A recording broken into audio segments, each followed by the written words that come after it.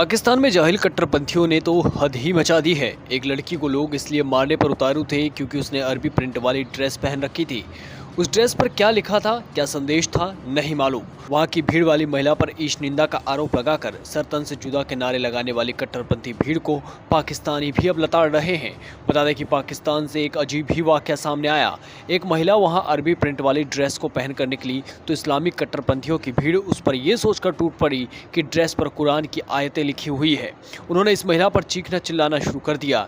गुस्ताखे रसूल की एक सजा के नारे लगने लगे। हालांकि बाद में एक महिला पुलिस ने बहादुरी से बीच में आकर मामले को शांत कराया और जब जांच हुई तो पता चला कि इस ड्रेस पर कुरान की आयतें नहीं बल्कि हलवे जैसे शब्द अरबी में लिखे थे।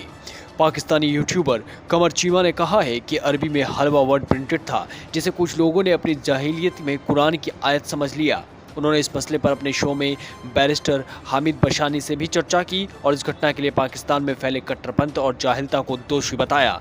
डॉक्टर कमर चीमा के सवाल का जवाब देते हुए हामिद बशानी ने कहा, ये पूरा मामला कट्टरपंथ और जाहिल पने के मिश्रण का है। इनसे साबित होता है कि हमारे देश में जो कट्टरपंथ बढ़ रहा है उसका कारण जहालत है। सवाल है कि अगर किसी ने ये पहना हुआ है और ऐसा माहौल बना है तो वह किसी भी समझदार ने उन्हें क्यों नहीं रोका।